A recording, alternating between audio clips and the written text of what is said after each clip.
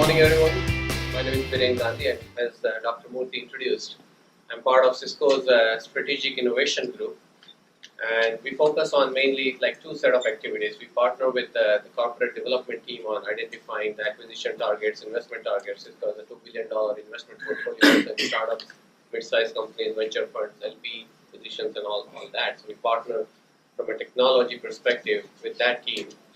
But in addition to that, the second part of our focus is we look out for these new disruptive technologies, typically 3 to 5 years out, which is not on the radar for regular business units because for them the profit maximization, revenue maximization is typically the primary goal. We look out for these 3 to 5 years out technologies and try to incubate in-house or try to accelerate them by various means, partnerships, co-innovation, co-development, and then kind of try to create new businesses around that. So as part of that venture, I'm currently focusing on drones as the technology, especially creating commercial enterprise applications and platforms for drones. A few of my colleagues are involved in blockchain, artificial intelligence, deep learning, virtual reality, augmented reality, and all. So some technologies are obviously much ahead in the adoption curve. Some technologies are still being converged and all that. But our focus is always like look out from a business lens. There are so many technologies which are just bad. They come and go as much faster than the weather changes. But many times the technologies are sticking around. So some of the learnings that I've had, I was privileged to have as part of that role and also the broad industry perspective, I would like to share it and we can discuss more towards the end. So one disclaimer that we are not going to talk about general trends. I mean, there are so many great sites you can find details of, like what are the top 10 trends and top 20 trends and top 5 trends and all that. And many people, many companies, many institutions, entities are doing a great job at outlining those various trends, which you can read through yourself. Gartner has been on it for, and many other companies. And more recently, this eminent speaker and internet visionary Mary Meeker, like she publishes every year this particular famous report, 350 plus slides, recently came out. That also covers a broad sense of where the macroeconomics is going played and globally as well, not just in the US, but in India, China, and many other markets. Even my 8-year-old son has a perspective on what technology should look like. This is a drawing from one of my previous talk on drones. And he said, oh, this is a great platform, and this is his drawing. But what we are going to discuss today is a journey from why to how. So first, we'll try to understand like why we should even care about understanding this technology trends, and then what can we do about it, or how can we succeed. So the main theme, the core idea is this digital disruption, the technology adoption is happening, whether we like it or not, whether we prefer it one way or the other. It is happening today, and we cannot change that part. But how can we win this game, or at least how can we play it right in this macroeconomics, so that chances of our survival, our success, individually as well as the companies we are representing, they are more or they are increased. Right? So that's the overall goal for today's talk. So if you look through, we are in this in a way, fourth phase of this industrial revolution. And even lots of German companies and consortiums, they call it like Industry 4.0. But if you look through that, every century, every time horizon in the history has offered something unique. So the 18th century gave the whole steam power, steam engine technologies and all. 20th century gave us this mass production. The word like assembly line and supply chain, they became more prominent during the early 20th centuries. And all the industrial packaging and the assembly lines got birthed by that time. In 70s, more of the industrial robotics, like robots not in the sense of today, but more of an industrial heavyweight, all the automobile manufacturing and other heavy industries. So that got broad adoption. But if we look today, what is the age of today? It's the age of digitization. And that is powered by two unique entities there. So one is on the left side, it's the technological progress. So we have made amazing technological progress in an exponential, accelerated manner over the last 20, 30 years. It's never seen before. And on the second part, it's all smart connected devices. We are seeing more and more connected devices coming on internet, coming on intranet. Even there are some security implications as well. But I think the hyper-connectivity is really the name of the game. So connected devices and technology progress. These two are actually fueling this digitization, digital adoption, digital disruption, whatever name you want to pick. It all means the same thing. So before we dive into deeper, let's evaluate how far have we come really from a historical perspective. I don't know if you remember that or seen this famous picture, but this is a first generation ENIAC supercomputer, general purpose computer, not the supercomputer I would say, but it was super by those days, those standards. It took 1,800 square feet, weighed 30 tons, and costed like $5.5 million in those days, in 1946, and was providing whooping 5,000 operations per second. Fast forward today, or a few years back. This little greeting card available at Safeways and many other grocery stores, which just, when you open it, just plays some musical jingles and chimes. If you look at the compute power of that little card, which is available for maybe a couple of dollars, 800 times faster than the ENIAC, which was the computer of those days. 1.1 million times less expensive and 1.7 million times smaller, obviously. But if you project the cost terms, if you have to build an ENIAC with the same compute power of today's greeting card, it would cost $4.4 billion, not just $5.5 million that it costed in those days. So this is an amazing, accelerated, exponential progress we have made in technology, and not just on the compute side, the storage side, the network side, connectivity side, many automation technologies. Like everywhere you look around, we have come long ways from where we were before. So digital disruption is real. It's not something from a folklore or fairy tale. It is happening now, and it's very, very real. We are seeing the effects of it today. In fact, there is an evidence also for big companies, and this is like a very famous thing. So if you look at it, these are like a prediction about Fortune 500 companies, not about startups. So 40% of them will no longer exist in the next 10 years or 20 years. And if you look back, there is an evidence behind that as well. There was a study, a survey done in 1995 about what all Fortune 500 companies are there. These are multi-billion-dollar companies, by the way, we are talking about, not fly-by-night startups or mid-sized companies. In 1995, they created a list of those companies, observed that, and watched them over a 19-year period. And in 2014, there was another validation, like how many companies of those 500 big billion-dollar companies, they are still on the Fortune 500 list. What's your guess? How many companies would have survived almost 20-year time frame?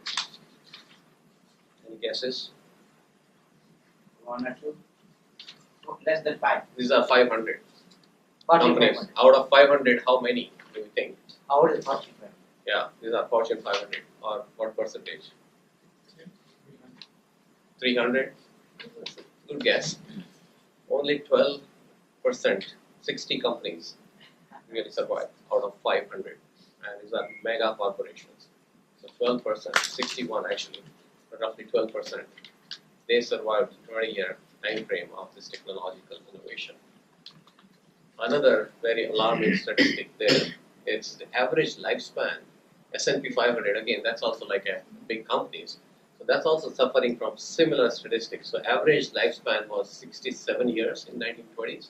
Once a company gets listed on S&P 500, on average it stays there for 67 years. Now it's less than 15 years. So life is short, even for big companies. And this is even more alarming by 2020 or 2021. This 3/4 of this S&P 500 would not be even heard of. So you may not know they come from anywhere.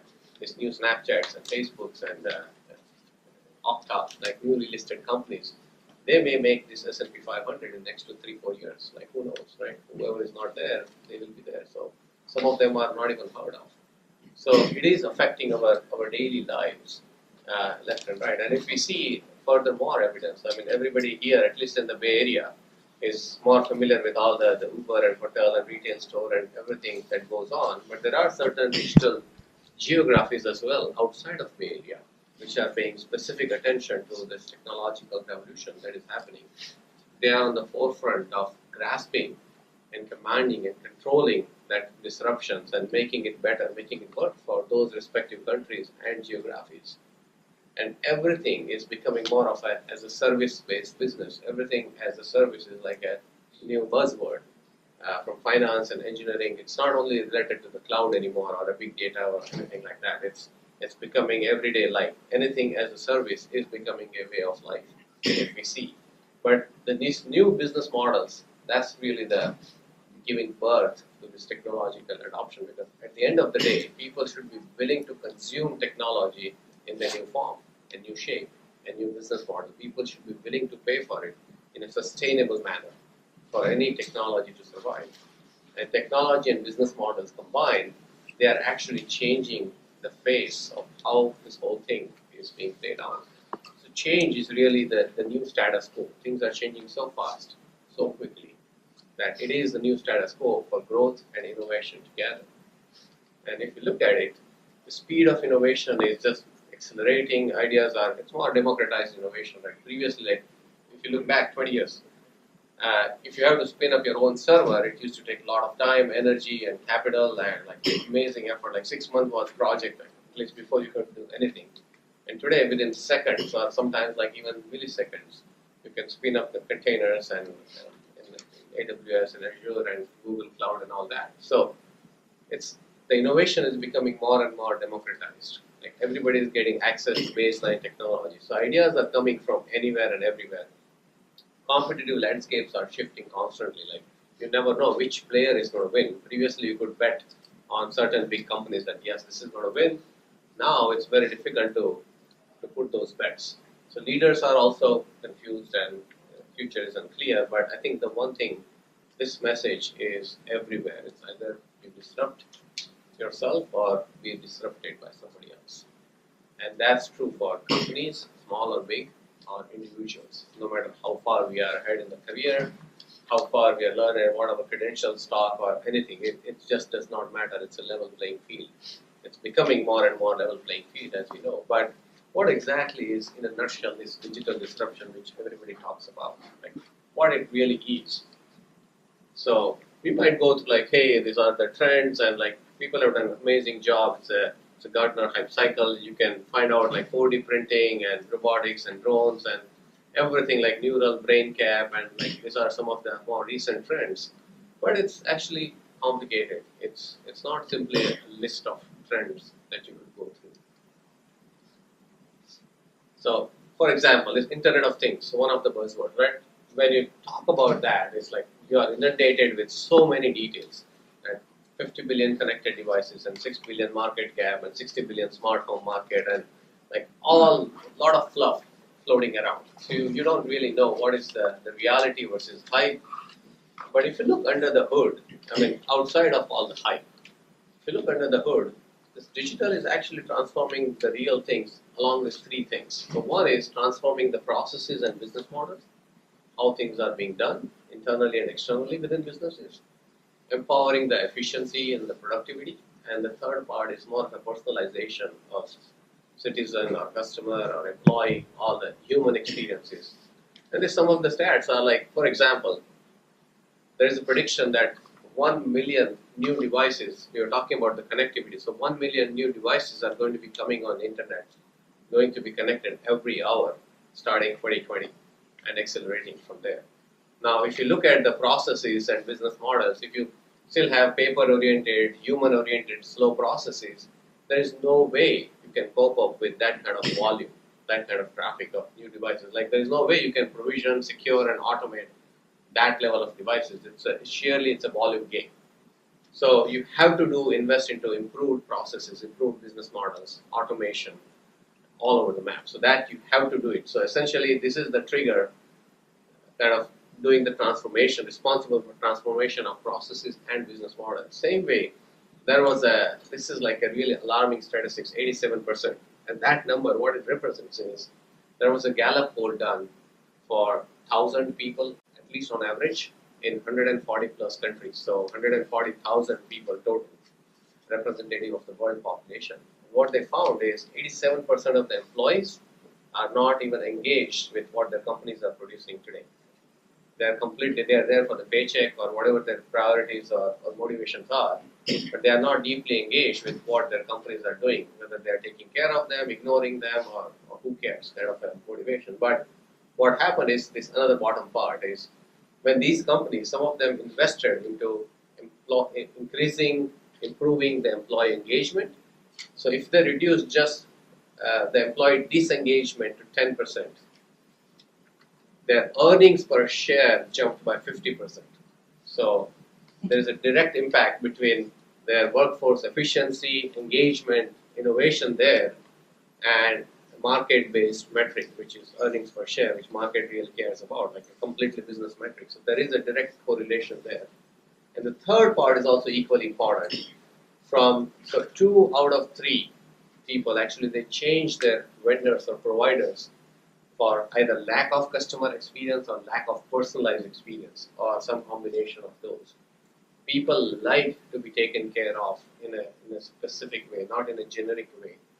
They want your attention, they want customization, they want personalization, they want more sophistication on how they are being dealt with.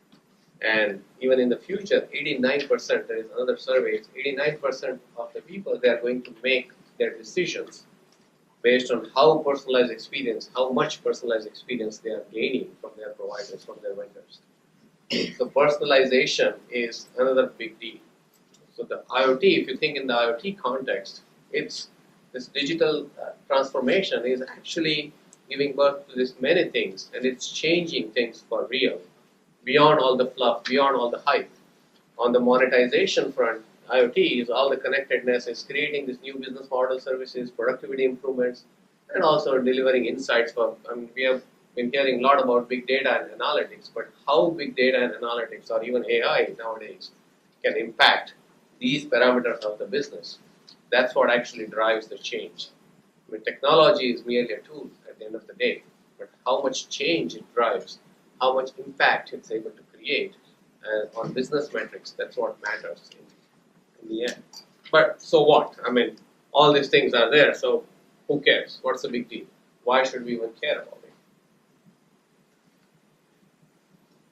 So there was an interesting article some time back where both Bill Gates and Zuckerberg, they issued warnings about this increase in technology disruptions, like, hey, where the human race is going, what is the future? If you fast forward like 50 years from now, 100 years from now, or even 200, 300 years from now, like what is really the future? And they both issued warnings which may not sound obvious at front, but it says these robots and AI and other these technology disruptions that are happening today, they are going to create, it's more of a selective way of putting the statistics. Like in some reports, which want to give a positive spin, you will see only this line that, hey, this new technology is going to create 15 million new jobs in the next 10 years. And everybody says, yeah, way to go, and all that. But when you look at the other stat, it's actually going to kill 25 million jobs over the same period. So now which one you believe? So depending on which spin you want to believe in, you want to believe in the positive spin or negative spin. But at least the one thing for sure, that the kind of jobs that are there, they are changing constantly. It's not the same. Like when we were training in educational institutes like a few years back, it's not the same kind of work we are doing today. And what our kids are learning in schools today, not sure that they're going to do the same kind of jobs or the same skill set will be rewarded or will be paid for by their employers 25 years down the road. It's not. It's going to be completely different. So what we are training them today may not even be relevant 20, 25 years down the road. But I think certain perspectives have to be kept in mind. Like there are seismic shifts happening over the years, over decades, over centuries. So in 1950s, for example, plastic changed everything. Like previously, plastic was not in existence, but then, like today, if you think, right? We have to create environmental awareness about reducing the use of plastic. It's so much pervasive, so much prevalent, so easily accessible. But that revolution happened in 1950s. And same way in 1980s, like computers really changed the whole computation game from traditional calculators or human computers. Even one of the recent the docudrama movie about NASA, they used to call people as computers, actually, people who were computing, right, the satellite trajectories. And Dr. Murthy can definitely witness, must have witnessed like the history about satellite launches and computing. So, but this automated computers really changed the face of how we behave. 2005, 2006 onwards, mobile and social networking, they are kind of changing. That revolution is still going on. We are still seeing the effects of that. And when MySpace was the first social network, but then Facebook picked up, and now WhatsApp and Viber and Eco, and like you name it, there are so many social engagement platforms, even on the professional side, right? So, but mobile and social have changed the world. So what next?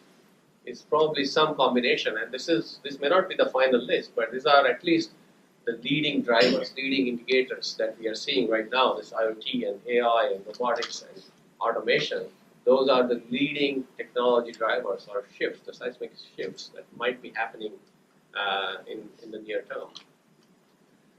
An author of this Homo Deus book, Yuval Harari, he has really identified this phenomenon nicely. And in fact, what he proclaims is like in the next 300 years, human race is going to be vanishing. Pretty much, the entire human race is going to be vanished from the face of the earth compared to why it exists. And he gives pretty good reasons, compelling reasons in that book. Basically, what he says is human beings have these two kinds of skill sets: physical set of skill sets and cognitive skill sets. So if you look in the past, machines were competing with all of our physical skill sets, from blue-collar jobs to various kinds of other physical jobs which required human effort, the muscle power. So those jobs are taken care of or taken over largely by machines. And now machines are coming after the cognitive skill set as well. More and more semantics, more AI, more learning, machine learning, deep learning, neural networks. Call it like artificial intelligence. We may not be worried about artificial intelligence, but some people are worried about reduction in real intelligence, like how much we are not using human brains, how much we are relying on the technologies. In other words, basically there is a shift happening from hand-powered jobs to later on to head-powered jobs, like more of IT white-collar jobs, blue-collar to IT white-collar jobs.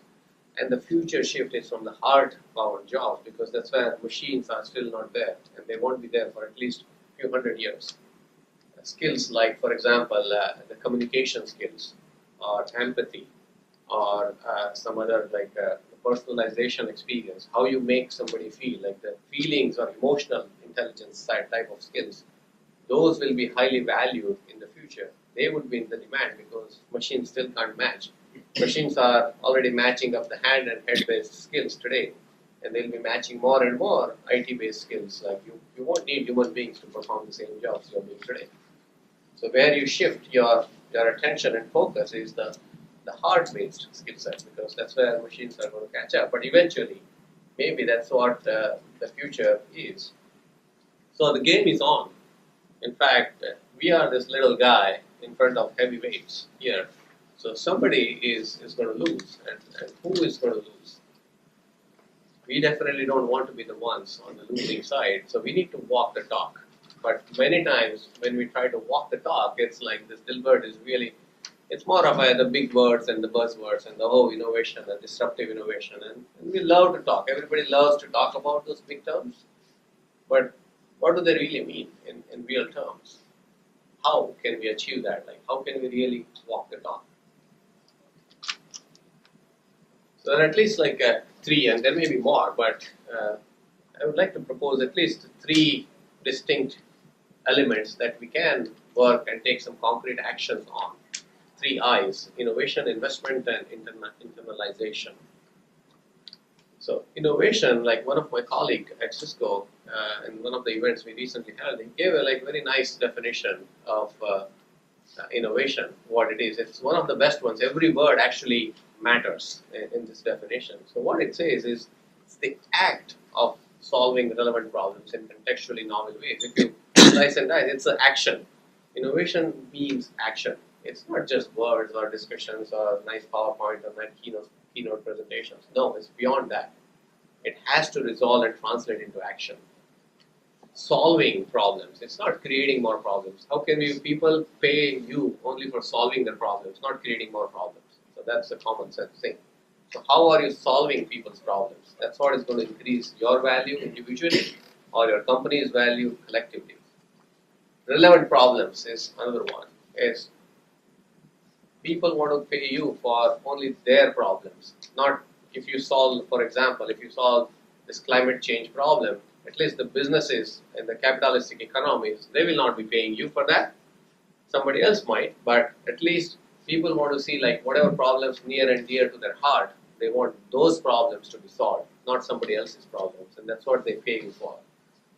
Contextually, that's also a very powerful one. It's my problem may not be your problem, and your problem may not be somebody else's problem. So what is the context under which you're operating? Why it's important? Why you? Why now? Answer those questions on why the context is important. And novel is, there has to be some differentiation. If people have done that and solved that problem in 10 different ways in the past, who are you? What new things are you bringing to the table? And even the last word is critical. It's ways. It's plural. It's not singular. So the single problem has many different solutions. So iterate over them. Find the best solution. So there is no single solution for a given problem. There are always multiple approaches. So think through them. Try to identify those ways. So invest in this innovative thinking and doing, because the investment is the second part. Investment is, when we think investment, is just like a financial investment. No. It's not only financial investments, it's actually the investment of time. So time is really more than money. The reason is I did not understand for a very long time why time is more than money. But then somebody kind of enlightened me on that. So money you can lose and you can gain. It moves in two directions, two dimensions.